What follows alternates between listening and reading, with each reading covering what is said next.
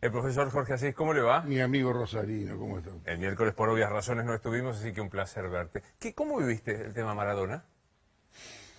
Impresionado. ¿Qué te diría? Me parece que hubo una confusión, una contradicción que no supieron superar, que es la diferencia entre funeral familiar y funeral de Estado. Y creo que en esa confusión radica la clave del desastre posterior. Me parece que se equivocaron. Se equivocó quizás en su buena voluntad el presidente, primero en el lugar elegido, la Casa de Gobierno. Y segundo, vos podés tener problemas de información, que en efecto este gobierno los tiene, y te lo dije alguna otra vez. Muchas veces, sí. El problema es cuando tenés problemas de formación, cuando de pronto te podés sorprender por el público que convocás. ¿Qué esperabas? ¿El Mozarteum? ¿Qué esperaba? ¿La Asociación Psicoanalítica Argentina?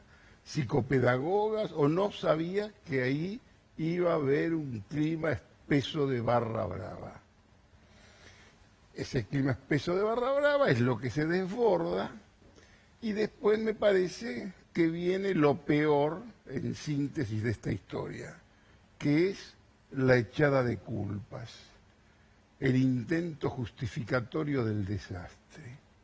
Echar la culpa, bueno, por supuesto, la cuestión obvia, por una cuestión de represión, una manera de decir que es la contradicción con el tema familiar. La familia quería que fuera breve, o podés convocar, esperar 1 millón de personas y de pronto querer hacerlo breve. Eso me parece que no estuvo aclarado. Después, desde el punto de vista político, se generan otros roces, cuando empieza a trascender que una parte de la culpa es de la doctora, porque la doctora quiere quedarse unos minutos sola con el cajón. Hago un punto ahí porque... Te abro muchas ventanillas. Exactamente. Me ves montones por lo cual me gusta porque me permite repreguntarte. Entonces, ahí hubo un problema de información, ya sabemos. Este gobierno no tiene buena información. Ahora, vos decís, hay un problema de formación. ¿No están a la altura? Yo no sé si, digamos, porque es muy grueso el error que deriva en un horror. ¿Entendés? Que vos no puedas justificar de ningún modo esa especie de invasión en el lugar simbólico del poder en la Argentina de esta manera. Esto al margen de la emoción, al margen de la conmoción de lo que produce una figura como Maradona. ¿Entendés? Pero me parece que no estuvo bien delineado ni planificado la organización de un velorio. Pero no les ganó, es hipótesis, no les ganó una ideología de decir, esto es un hecho popular, capturémoslo en un momento de pandemia, crisis económica. Según mi información probablemente mala, muy poco después de la muerte de Maradona, ya trataban de planificar la organización de un velatorio.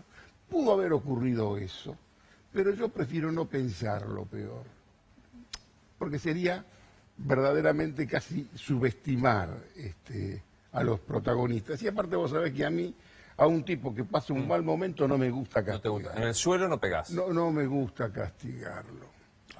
Pero esto, bueno, yo tengo que explicar que hay acá algunas diferencias, sobre todo de concepción, de saber qué es lo que vas a organizar. Y bueno, y derivó de un desastre. Porque digo, y ahí voy al momento en que se corta el ingreso de la gente porque la doctora quiere saludar aparte. Ahí voy.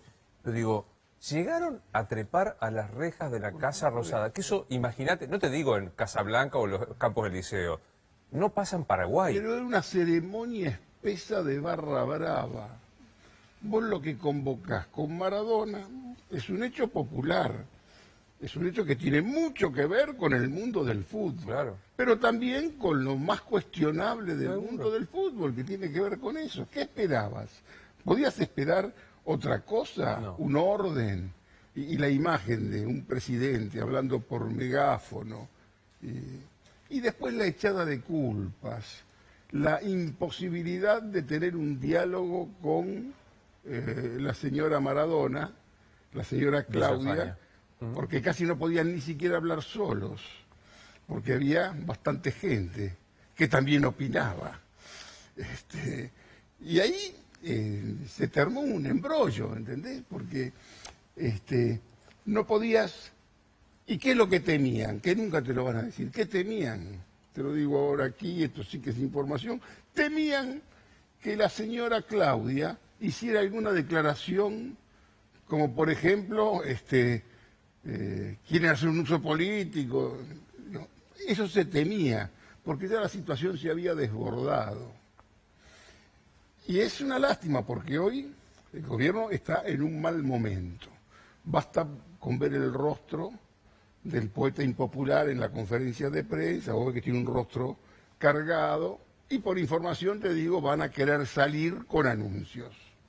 Van a querer salir con anuncios. Y salen con anuncios. ¿Sabes cuáles? Y van a anunciar inversiones importantes la semana próxima en el rubro aeropuertos, se va a anunciar inversiones que tienen que ver con el gas. Ahí va a haber un fervoroso anuncio que también existió, también sobre el tema de la vacuna.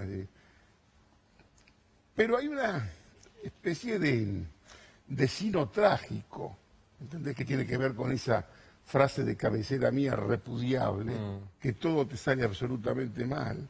Es decir, si te salió mal la pandemia, si te salió mal la cuarentena, ¿por qué te va a salir exitosamente la campaña de vacunación? Cuando tenés fuentes distintas, que va a ser en enero, que puede ser en marzo. Yo te puedo decir que creen, como resultado de una comida que se hizo esta semana en Olivos, creen que 200 o 300.000 dosis pueden estar a finales de diciembre. Nada. Eran 25 millones las que había prometido. Por eso digo, hay todo un intento de anunciación. Y, bueno, lo peor es la echada de culpas. Bueno, ahí vamos a esta echada de culpa que vos decías. Yo lo escuché eso. Todo se desborda cuando cierran el ingreso al velatorio porque la doctora Cristina Fernández pide estar a solas. ¿Y pero qué querías? ¿Que la doctora hiciera la fila? ¿Que hiciera una cola? Por supuesto que es elemental que va a querer tener unos minutos y por su relación también histórica. Recordate cuando hicieron claro, el tema del secuestro de los goles y todo claro. eso. Pero al trascender eso, se enteran también que se dice eso desde el otro sector, sectores vinculados a la cámpora, sectores, la propia doctora, que más bien estaba, según mi información probablemente mala, bastante furiosa por esa interpretación y ese intento de echar la responsabilidad, ¿no es cierto? Como también se dijo para justificarse que era, bueno, que la señora quería terminar, la señora Claudia quería terminar el velorio antes. Lo cierto es que quedaste como que no solamente no podés resolver las cuestiones estructurales del país, no pudiste armar un velorio. Esto es terrible, ¿entendés? Que es como si fuera una especie de rey Midas precario. Viste que el rey Midas todo lo convertía en oro y se muere de hambre en la fábula, ¿no es cierto? Esto, casi todo lo que se toca se banaliza. Y termina en una especie de bochorno que tenés que estar con algo que fue nota en todos los diarios del mundo, vos tenés que salir a ver cómo te justificás, cómo lo superás. Un rey Midas de la mediocridad fuerte eso. O sea que todo lo que tocas... Precario, al revés. Precario. Claro, al revés, porque casi todo lo banalizás. Es un problema.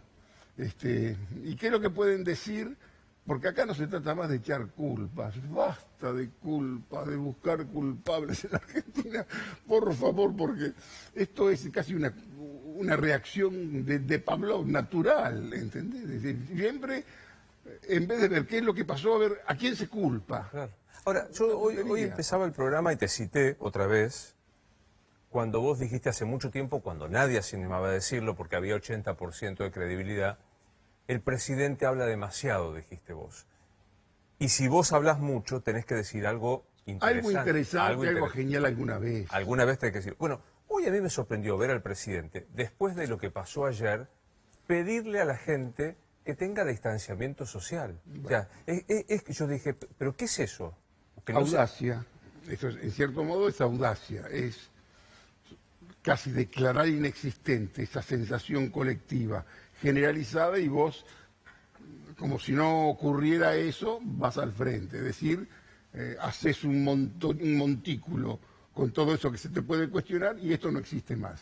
Y no existe y yo sigo y esta es una de las cuestiones que le desmorona, que tiene que ver con la credibilidad. Claro. Es la credibilidad. Lo que no fue solamente un velorio infortunado de un ídolo, sino que tiene que ver con la imposibilidad de decirle a alguien, mirá, pórtate bien, tenés que tener siempre el tapaboca, no se junte mucha gente, y vos viste lo que fue. Claro, ¿no? pero eso era absolutamente previsible. Obvio. Eso en ningún momento podía ignorarse que eso podía ocurrir. Entonces, no era un bailarín del Colón que ibas a homenajear. Sí, ni un poeta. Ibas a ver a un tipo que es la representación, es el símbolo de lo que tiene que ver, si vos querés, hasta también con la pobreza, con la marginalidad. ¿Cómo te vas a sorprender? No venían estudiantes de Bellas Artes nada más, venían todos los muchachos que se sintieron representados, glorificados en Maradona, y que les costaba entender que Maradona era un humano cualquiera que se iba a morir como se murió tanta gente en el último tramo. Tú dijiste tres cosas de información. Primero, un análisis. Tú dijiste tres cosas de información. Ni bien fallece Maradona, el gobierno empieza a planificar un velatorio. B, tenían miedo que Claudia se desbordara y dijera algo. Y C... Esa es la confusión entre funeral familiar y funeral de Estado. Eso era una cuestión familiar que se convirtió en un funeral de Estado. Y ahí tenías que imponerte como un estadista y decir esto. Vos no podés anunciar 1 millón de personas y de pronto decir a las 4 de la tarde, y si de pronto hay algún alboroto la 9 de julio, ¿qué querés que haga la policía? ¿Que les convide un cortado en jarrito? ¿Que los mime? Aparte, no estás hablando con psicopedagogos, son tipos que lo que están es con una tensión extraordinaria también y se impone la represión. Y lo tercero que dijiste fue que había bronca en el doctorismo por este intento de echarle la culpa. O sea, ¿miraste esto de si se saludaron o no se saludaron, si se hablaron, si no se hablaron, Cristina y Alberto? Pero, esa relación, eso vos sabés que yo lo tomo muy... No tienen tampoco mucho de qué hablar, ¿sabes? Y acá podemos detenernos, si vos querés, en esta relación de ellos. Alberto puede ser ineficiente, pero se puede llegar a bancar un conflicto largo. Sobre todo cuando a ninguno de los dos les sirve la ética del conflicto. Porque ¿cuáles son las grandes diferencias? ¿Qué grandes diferencias? Hay alguna cosa que es real. La doctora se da cuenta que funcionarios no funcionan. En cierto modo, la doctora funciona casi, te diría, como garantía para muchos tipos que están cerca de Alberto, que no saben de qué manera buscar lazos, claro, porque ahí aparentemente hay algo que puede ser un poco más arbitrario, pero más sólido. Todos esperaban que ella viniera con algún delirio bolivariano y se pone a hablar de esta... El pacto social. La cosa del diálogo, esta especie de artes democráticos de ir a la televisión y plantearlo, que es una manera de perder el tiempo porque no tenés mucho con quien dialogar. Pero digo, ¿hay vínculo, hay tensión entre Alberto y Cristina o no? Sí, que hay tensiones. Por supuesto, hay tensión. Hay tensiones y hay tensiones de los linderos. Los linderos, los que están con Alberto. Alberto Hoy Alberto Fernández gobierna, se pasó de ese quinteto de poder, que ese quinteto de poder prácticamente no existe. Sector, por ejemplo, de Massa, con la Cámpora, todo lo que no tiene que ver con el albertismo, atraviesa, si vos querés, un inconfesable periodo de hartazgo. Es decir, cierta mediocridad agota. Agota, ¿entendés? Ya no, y en muchos aspectos se ve. ¿Entendés? Es como si le dijeras, te dieron una calecita computarizada, no solamente la chocaste, sino que la volcaste. ¿Entendés? Es un problema. Ahora, vos decís, repasemos este quinteto. ¿Te acuerdas que vos decías que se almorzaban los miércoles? Creo que era el almuerzo de miércoles. Eso no No va más. Eso, Guado, Massa, Máximo, Cafiero. ese quinteto me parece que por haberlo señalizado, Sí. creo que Se disolvió. casi se disolvió.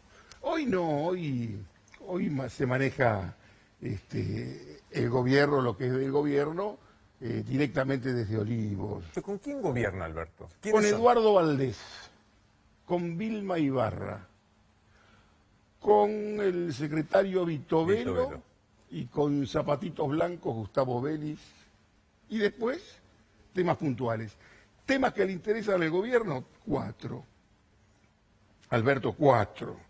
Hay muchos otros temas que casi directamente los sobrepasa. ¿Entendés? Puede interesar la cuestión de la economía, Martín Guzmán, el tema de la justicia, en este momento la cuestión de la salud, la vacuna, que se ve como una manera de que es bien y que debe estar muy preocupado e interesado en que esto salga, ¿no? ¿Apareció el contrato con los rusos? El contrato creo que se firma a la semana próxima, pero creo que los rusos, en un acto de generosidad geopolítica más bien tal vez, le van a poder alcanzar 250.000, le van a apurar tal vez para fin de año. Pero- Yo te había dicho 500.000 Sí, como sí. muy optimista, y hoy te digo 200, que puede haber. El ministro de Educación, Ginés, habla directamente de arrancar segunda quincena de enero. Sí. Pero bueno, Pero Jorge, hace 6 horas, menos de 6 horas el presidente dijo que de enero a marzo tiene 13 millones de personas vacunadas. Y vos decís que llegan 200.000 en diciembre. yo creo que llegan 200.000 en diciembre y yo no sé si va a haber esos millones. Y de pronto no tiene por qué acertar, esto no es una cábala, no tenés que tirar tantas zanahorias, no tenés que poner fechas, trabajamos para que lleguen, no digas números. Esto es casi, te diría, elemental en el ejercicio de la política. ¿Para qué vas a poner segundo semestre, como decía? ¿Por qué no pongas esa fecha, dejalo un poco más? Lo que pasa es que hay una vocación, la vocación por hablar deriva en una vocación por anunciar. En estos últimos días habrá hecho 10, 12 reportajes, Sí. no lo sé. Los escuchaste todos. No escuché ninguno. Alguna Extracto. derivación de pronto que me llega, ¿no? Ahora, en esto de buscar los enemigos, hoy redobló la apuesta el gobierno nacional y lo denunció penalmente a Santilli y a Larreta por la represión de la 9 de julio con los muchachos del cortado en Jarrito. Mira, es una artesanía del error. ¿Entendés? Es un artesano de la equivocación. Desde el punto de vista político, la verdad, te podés imaginar que yo no estoy para defender a Santilli ni a Rodríguez Larreta. Me parece que es una inocentada echada de culpas de algo que salió mal. Bueno, es medio tarde, te lo puedo decir. Hay un proverbio chino que dice, si no tenés erección, no te justifiques. No tiene sentido justificarte, ¿entendés? Ni echar la culpa de que es por una cuestión de lo que sea. No digas nada, cállate. Pero digo, Perdón por el ejemplo. Pero me pareció más que gráfico. Pero digo, tengo que caer en el Viagra. ¿No hay un Viagra a la mano? Yo no sé qué hay, pero me parece que este afán, el pretexto es de lo peor. Y nosotros los argentinos vivimos de pretextos, de hace mucho tiempo que no podemos asumir el fracaso. ¿Entendés? Y siempre es por alguien. Claro, sí, nunca es porque... Siempre podemos hacer un torneo de todo eso y llegar, si vos querés, a la asamblea del año 13, que con seguridad podemos llegar a la asamblea del año 13. Yo siempre digo que llegamos hasta el Enfiteusi de Rivadavia, ¿viste? Que, Enfiteusi, por supuesto, ahí arrancó la corrupción. Y la economía y la deuda externa. A partir de 1810, porque la cosa venía en realidad de antes. Ahora, me quedo pensando en lo que dijiste, el círculo áulico de Alberto... Son sus amigos. Pero es muy pequeño, muy geográficamente segmentado. Es capital. Mira, al presidente se lo ve cansado. Esto no significa que está políticamente hoy debilitado, pero está en condiciones de bancarse, si vos querés, un conflicto largo. No es un general Viola que te lo vas a llevar por delante con una enfermedad. ¿Entendés? Un tipo que, si vos querés, él tiene sus convicciones y él va a resistir. Gobierna con sus amigos. Y está muy bien. Amigos porteños. Son los amigos con los que está y habla con algunos gobernadores, que pueden ser sus sostén políticos, gobernadores, sindicalistas, que se preparan como si se prepararan para una batalla que no existe y que no va a existir. Porque vos podés tener esa garantía por un tiempo de que todo lo malo que te pasa es por culpa de la malvada del teleteatro colombiano. No es así. No es así esto. No, es fuerte la imagen, para los que no son muy jóvenes, de traer al general Viola, digamos, que estaría bueno pensar que era... Pero siempre se pensó en la Argentina. El general Viola fue un caso, claro, que tuvo que ver, si vos querés, con el poder militar y demás, interna, que lo claro, enfermaron de un día a otro, y desapareció, era la gran esperanza, columnistas inapelables depositaban esperanzas en ese general Viola, que te parecía que ese general Viola venía y nos iba a liberar de los militares malos, como si él fuera el blando, y lo sacaron, por supuesto, con un adjetivo americano, se fue y bueno, después terminó una locura. Es verdad. Que fue la liquidación del proceso, una comisión liquidadora que termina con Galtieri en Malvinas y después Viñones. Pero acá tenés un caso de alguien que puede ser de transición, como Alberto, que muchos pueden creer que es el elemento para ver si nos liberamos de aquello maléfico, malo y terrible. De la doctora. Y la doctora, cuando habla, casi te ordena.